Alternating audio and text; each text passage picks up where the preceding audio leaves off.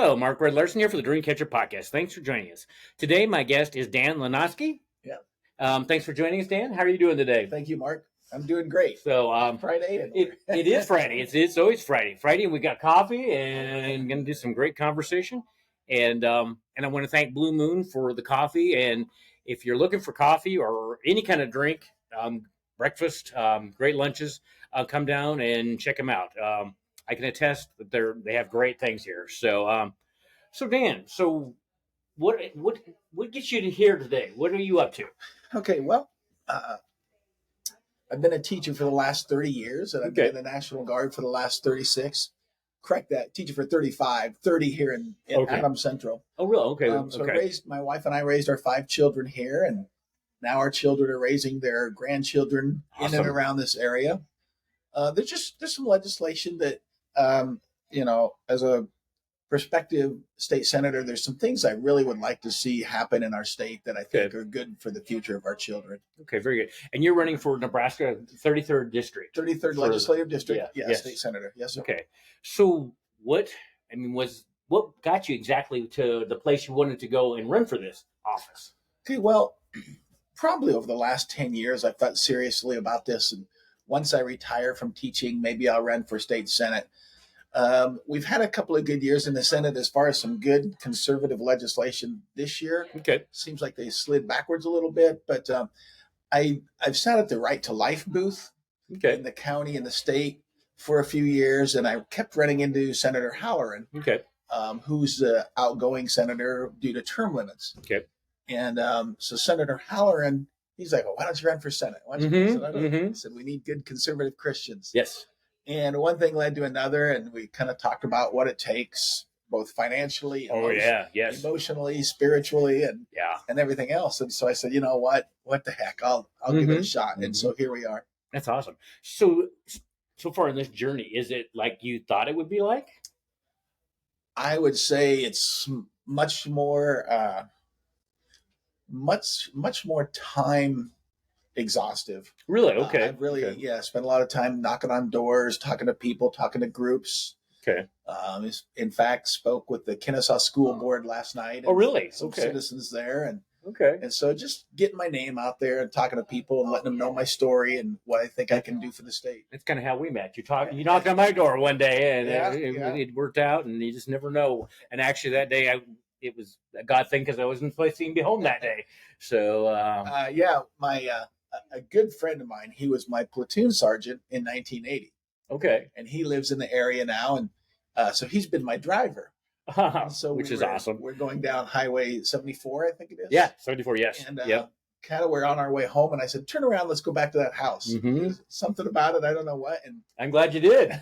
Because we probably wouldn't be doing this podcast. So you just never know. And that's what we were talking earlier before we started, when you cross paths with people, it's like a gentleman I crossed paths with yesterday, and it's really neat. Yeah, it is very neat. So, and just to clarify, yes, my driver Wes says it was his idea to turn around and go. So okay, I want to give him credit. Okay, I have to thank Wes. So okay, that's awesome. So a little bit more about your background. Okay, well, so we grew up on a farm. Okay.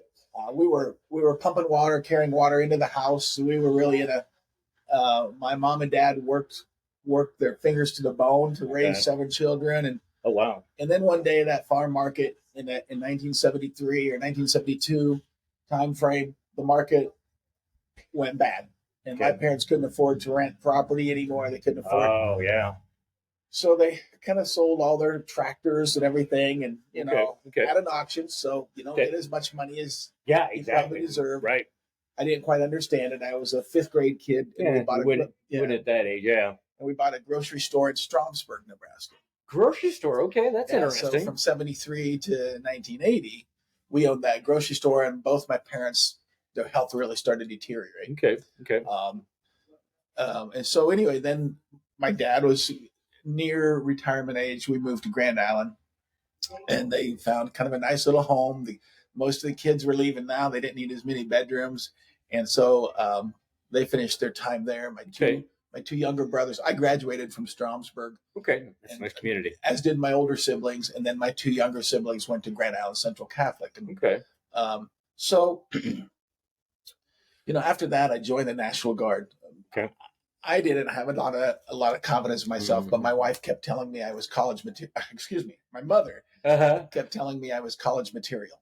Okay. And so I said, that's always good. I have to figure out a way to pay for that. So I joined the National Guard in 1980.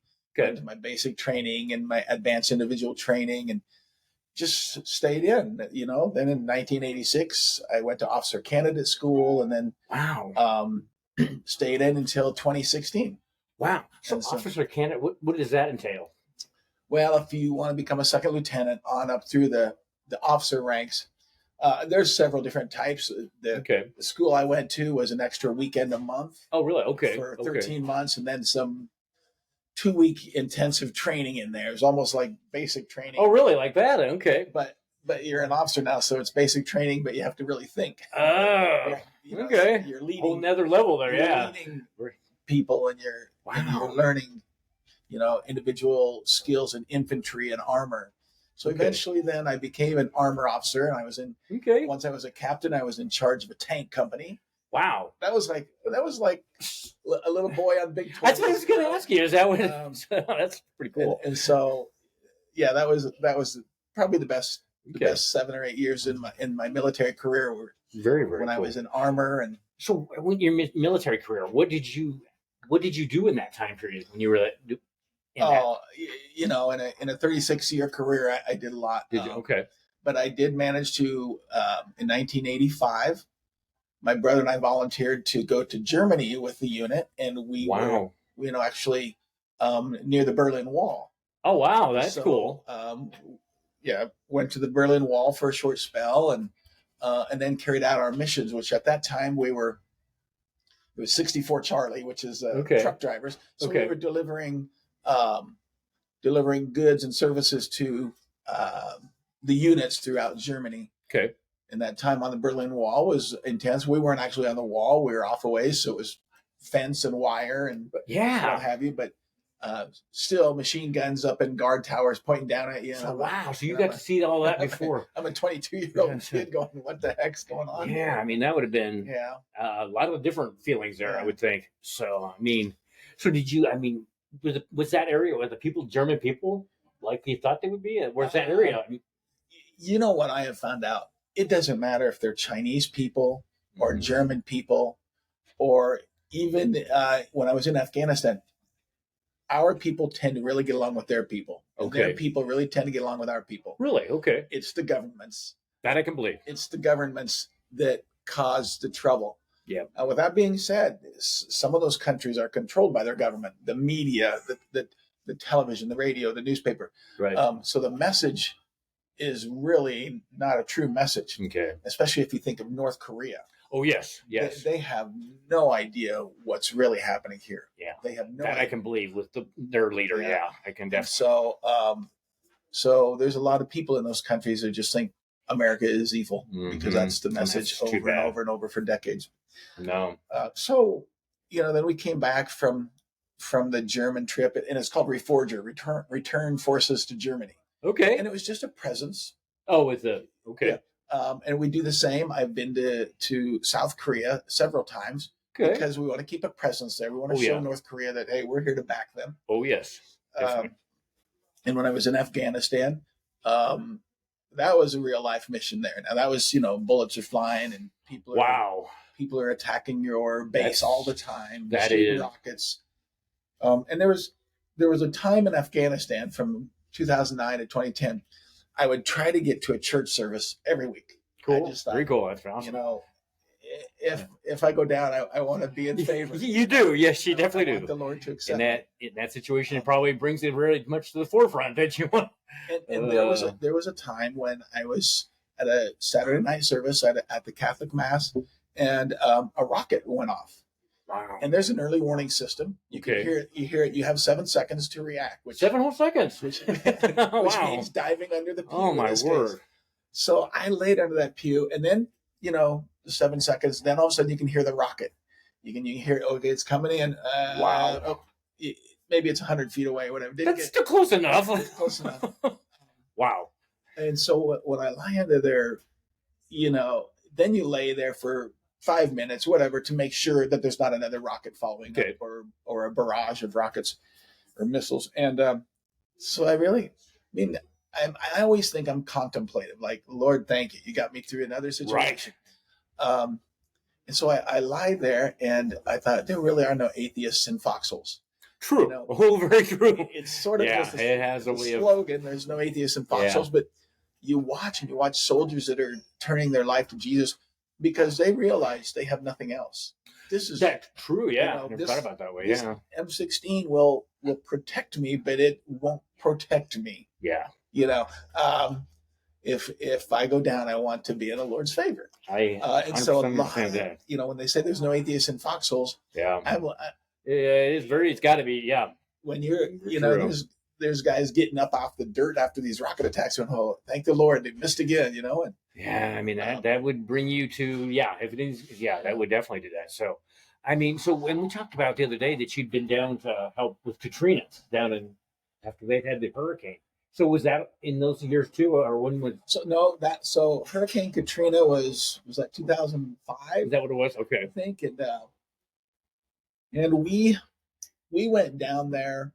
I was in South Korea when Katrina hit. Okay. So I got back, and then my colonel said, "Hey, your mission is to head down to Katrina. You got a job there." And so we were there for 6 weeks, I think, and National Guard units were rotating out. Okay. But to watch,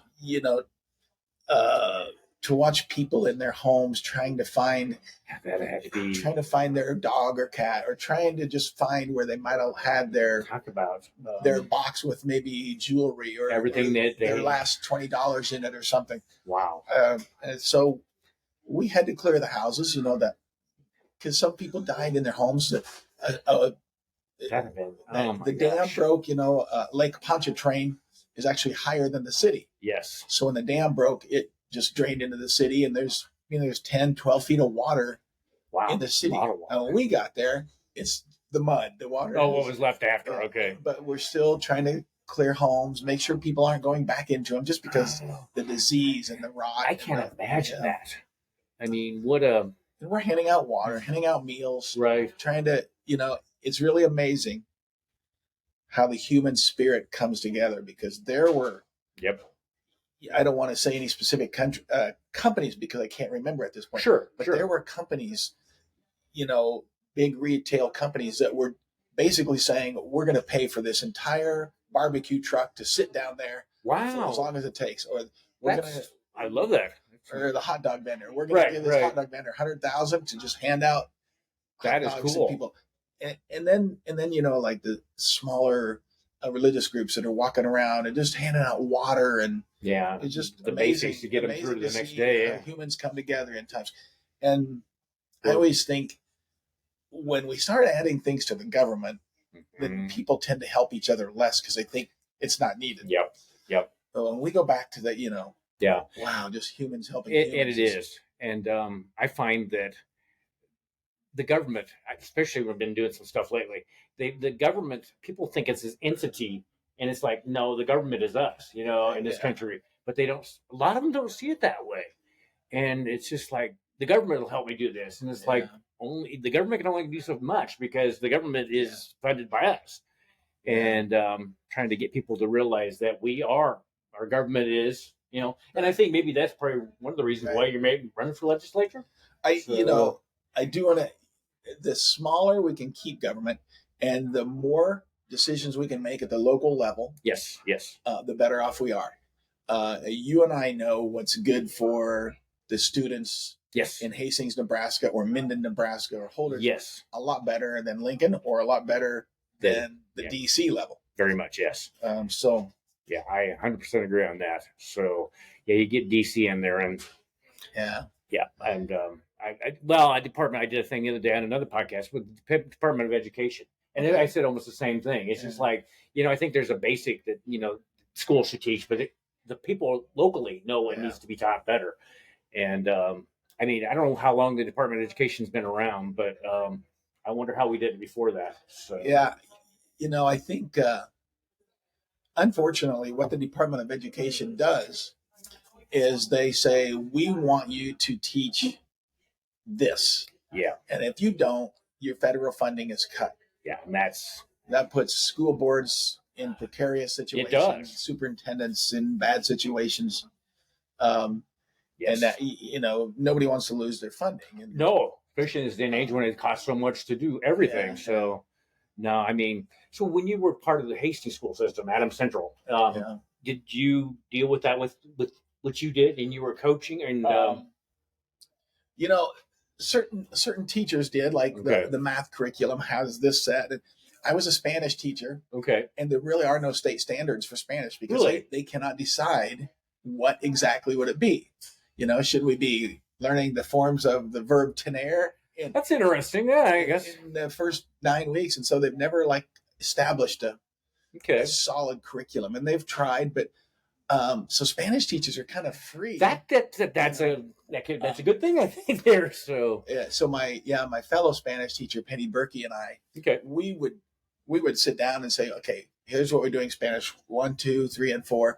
We always tried to be cohesive. We're not in there making piñatas, We're trying to really teach kids to learn how to speak the language, and very important.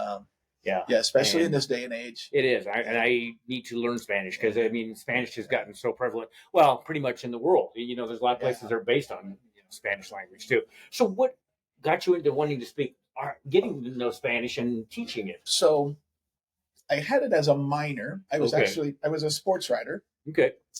So I worked a little bit at the Hastings Tribune, and then when my mother died, I took a semester off, and that's right when I got back from Germany. And then a week later, my mother passed away, and so I went to the Hastings Tribune, wrote sports for them all the way from about March of that year until August when I returned to school. Okay. Liked it. Got my degree in journalism and English with a minor in Spanish. Okay. So worked at a few newspapers, worked down in Kansas City for a while, but I just had I got along well with kids and covered track meets, and and I could tell that I just had a knack for kids following what I'm telling them. Right. And so I said, maybe I want to be a teacher. I want to be a coach. Mm-hmm. So I returned to college, and in 1989 started my teaching career. And the very first job was English job in Fairbury, Nebraska. Okay, Fairbury. Okay. With 2 classes of Spanish. Okay, so cool. I got a minor, I can do that. Exactly. I literally learned the language with the kids. Oh, that's awesome. And then, if you can think of the early 90s, more and more Spanish became more and more popular. Oh, yes, very much. And by my 5th year at Fairbury, I was teaching all but one. I had one English and so that's pretty good. And then my wife is from Blue Hill, which is just south of here. So her parents were getting older, and so we wanted to move back, and maybe just so our kids, their grandkids, could see them more. Exactly. Yeah. So I got a job at Adams Central. Okay. Adams Central has always had conservative leadership. Just don't always agree with them, but always conservative leadership, and we're always after. In the end, you like. We have the same goal here. Yeah, yes. It's to educate these kids and make them better people. Amen, and teach them along the way. And so I was always fortunate that I had good leadership. That's worth so much. And Adams Central, is always among the top in the state with scores and very good thing. Winning sportsmanship awards and things. And and so it's nice to win 5 state titles in a row. But those kids will also understand that, that was good, that was fun, but that's not life. No, it isn't. In fact, life is losing and learning how to get back up. It is, because, there's a lot of where you get knocked down, and whether you let it keep down or you start. So it's kind of interesting. Last year I went to some graduations. It was my last year of teaching. Okay. And one of the young ladies, she was a rodeo queen in the state, and big FFA girl, big rodeo girl. Nice. One of the smartest in her class, and might even been the valedictorian. I cannot remember. Wow. I got her a gift, and in her thank you, she said, "I'll be following you when you run for state senate." Good luck. And I keep that in my visor of my pickup, and I just read it. Inspiration there. Yeah, Kaylee, thanks. Very, very nice. I mean, that just Or Kylie. Yeah, it was from Kylie. Yeah. So, but it's interesting. You get an inspirational note from a kid, and you think, well, maybe I need to be writing more of those to the kids. And I think, you never know what something might mean that much to somebody. Just sometimes, even sometimes, just a smile. When people, I think that is. So, when you were in the school system, was it a lot different from when you started to what it was last year when you retired? Technology is the biggest. Yeah, I can see that. And social media it's insane. And I look at it too. I'm off of it. I'm always our world today. Yeah. And so kids have knowledge. Sometimes it's false information. Sometimes it's good information. True. But they have it at their fingertips. Yes. When you and I went, here's a good analogy. When you and I attended classes in college, we had to gather as much information as possible just to write a 5-page paper. Oh, yes. Yes. Oh, I got to find more. Oh, yes. Now kids have to figure out how to narrow it down. They have to cut away and figure out what's important. Just because there's so much at their fingertips. And with AI, artificial intelligence, you can type a sentence in, and say, I want 200 words on I love my life. I love my wife. And honey, I love you. Give me 500 words. Yep. And it'll shoot it, and it'll just look glorious. And that changes it all. So, and I think there'll be good and bad of it, but it's like you're kind of cheating yourself out of the opportunity to learn how to do that on your own. I mean, I'm for genuine, being genuine, and somebody's like, well, it's like that's God made us to be each individual and genuine, and that kind of puts us all. I don't know. I'm not. I have my. I hope it doesn't ruin creativity of young adults and young children, but so that's probably the biggest change. Yeah, I can see that. For the most part, in Adams Central, we had very good parental support, and I think even more than the most part. Okay. But there's some parents that say, "Hey, my kid gets out of line, kick his butt." Well, we can't do that. Not today's world, no. That's for sure. Yeah. But I also coach junior high football and high school wrestling. Okay. And that just helps. Yeah. Wrestlers tend to be the ornery kids. Do they really? That's interesting. They're the risk takers. Uh-huh. And so I always had a good relationship with those kids, and teachers would come to me and ask me, "Hey, when you talk to Mark, the way to go on there, he said something inappropriate, or he's snapping kids with rubber bands." And I like that. So you had the end for the kids there. I mean, and some of the time it was my own two sons, Nick and Derek. That's fun so. too. But have kids changed? I don't think so. Yeah. A lot of people say they have. They're a lot smarter now. Yeah, I would agree with that. Because of the information at their fingertips. If you and I would have been talking politics as sophomores in high school, we didn't even. Yeah, I didn't do that. Not even close. Didn't care. And so I always tried to keep that out of my classroom, but it would come up. Yeah. Invariably at the end of the class or before school, kids would ask me things. Yeah. And so I'm just like, what? You shouldn't have to worry about that. You shouldn't have to worry about World War III. You shouldn't worry about what is Iran doing I agree. Or what's going on in Ukraine. So I'd fill them in. Yeah. Yeah. No, it is. I kind of agree with you on kids. I've helped the local Y here, with the kids, and the kids are awesome. They wear me out, but they're. I mean, when a cooking club or when they have summer camp, I mean, they're just kids. Yeah. And I've been around long enough now that, wow, I taught a kid that's a U.S. Army sniper. In fact, that's my son. Whoa. My doctor is one of my former students. The city administrators, a couple of them are former students. That's got to be neat. Some translators that are down on the southern border.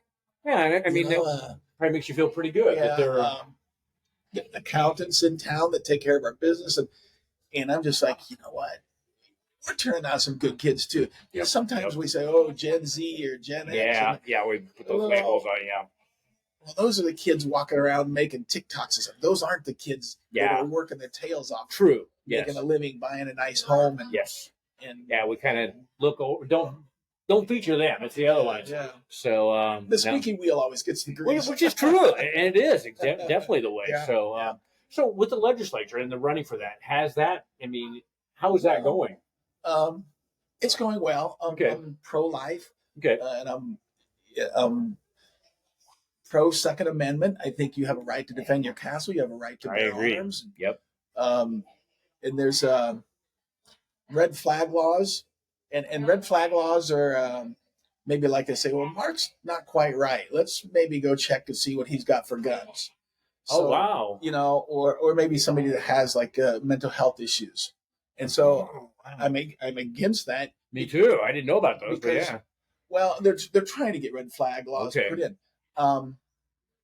but it kind of assumes guilt before you've done anything. Yeah, and so it denies you of your Fifth Amendment rights, you know, and of your Second Amendment rights. But wow, so you're guilty until innocent, proven innocent. Yeah, that is wow, that's scary.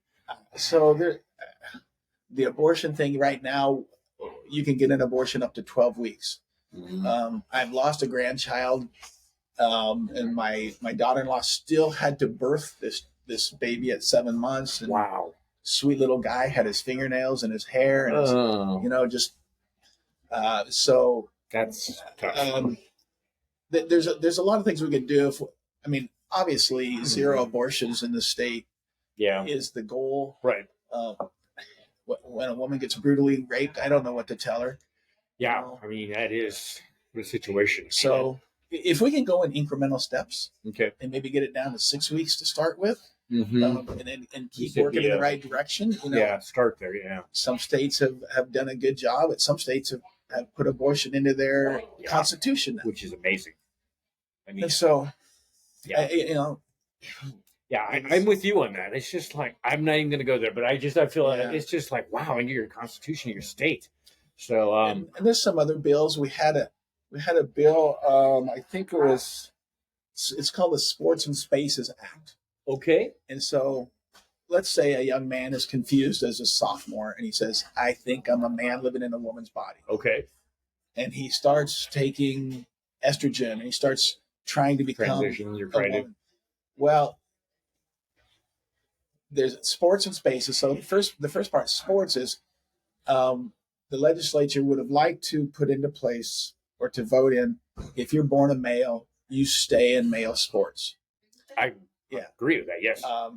There's some flaw in that, just because if you're a female, now they're saying you got to stay in females sports. But what if she's on some sort of steroid to become a man? Exactly. Or testosterone to become a man. Right. Well, now she's getting hairy shoulders and a mustache. Yeah, and transitioning over. She's wrestling against a young lady who has not been there. So and then the spaces part is, you know, you can. Last year you could have said, "I know I was a male, but now I identify as a female," and you can go use the female locker room. And that's happened. You know, the Riley Gaines deal where she lost several medals, and some of those have been reinstituted to her. But this male swimmer walked into their locker room and just started changing. And whose rights did we protect there? You know, I would say one person. Yeah. And that's not even his rights. That's it's insanity. It is. Yeah, it is. So these young ladies in the locker room are just supposed to say, "Oh, hi, well, welcome aboard." Yeah, talk about uncomfortable. You know, being uncomfortable because so much confusion. You know, it's like not knowing. It just makes confusion for everybody. So you know, there's several bills out there, and they're working on property tax as well. Okay. And I don't know, the governor's got a plan out there right now. There's Senator Erdman and Senator Halloran have a plan. It's called the EPIC tax: eliminate property, income, inheritance, corporate, replace it with a consumption tax. Okay. Which so you get taxed when you buy a new home or when you buy a car, and then you never have property taxes on that piece of property again. That's interesting. Okay. And so the idea is you would make generate enough revenue through that that you could eliminate the other taxes. Okay. So there's people for it and people against it. It's a contentious bill, I guess, for some. It looks good on the surface, but I noticed that Governor Pillen, since then, has tried to come up with his own. Kind of a version of that. Yeah. Well, yeah. Okay. So he's tried to come up with maybe another sales tax. I think Okay. that wasn't too popular, and now he's trying to look at alleviating property taxes. But there's, alleviating was good, but it's really kind of putting a Band-Aid on the not really. injury. So I hear you there. So I mean, where do you get that income? I mean, would there be? I mean, that would probably not be property taxes on farm ground then. And I'm not sure, but okay, on all of it. But yeah, once you've paid for your land, and there would be a 7.5% increase in the tax, so you would pay 7.5% more.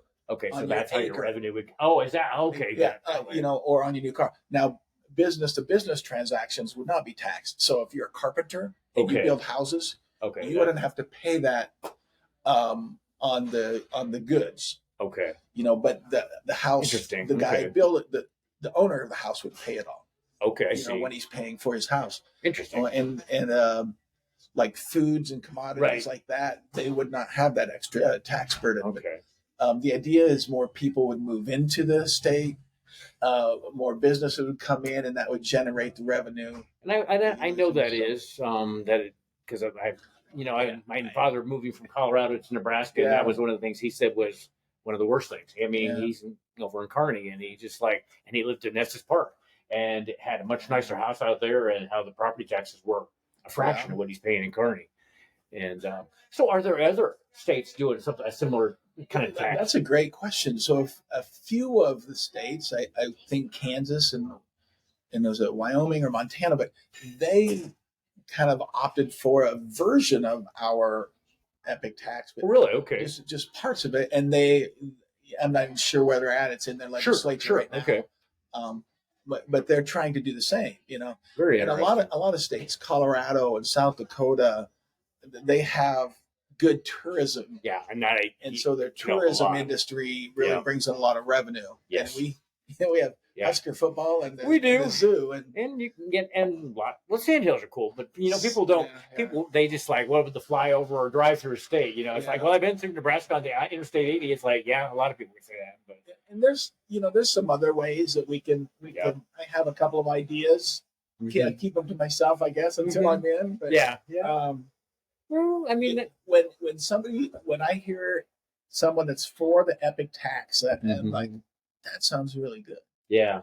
And when I hear someone's arguments against the epic tax, I'm like, I didn't think of that. Yeah, that's true. Until you get all the and so I just want to keep studying it and keep learning about it. And studying what's not going to work with it. Plus and minus, And if the epic tax gets put on, and so right now the proponents are running across the state getting signatures, trying to get it on the ballot. Okay. So if it would get on the ballot, I encourage people to read as much as you can. Yes. Yes, very important. Inform yourself. Be smart. Yes. And then I think whoever legislates next year is going to have to really look at that and say what's working, what's not quite working like we thought, and make amendments and such. So that'll be interesting. So them to keep definitely watch there, that's for sure. So because I know that.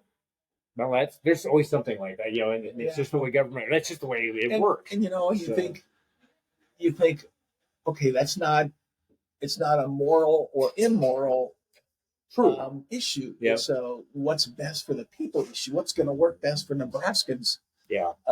What's best for the majority of people? Yeah, I know. So no, that's we keep the people that are producing. Yeah. The people that are supporting the state are the ones we keep taxing, and of course we can't tax our lower income people. They can hardly afford to buy their next groceries and live check to check. Yeah. There's got to be some answers for everybody. There's a lot of questions on that. So at one time I lived in Texas, and they don't have an income tax. State income tax. How would a state something like? I mean, I suppose they have to get their taxes maybe from oil. Oil, I suppose. I'm waiting for some guy to go out in his pasture with his pickaxe and hit a diamond mine or something. There you go. that I hope I find that in my little badge there.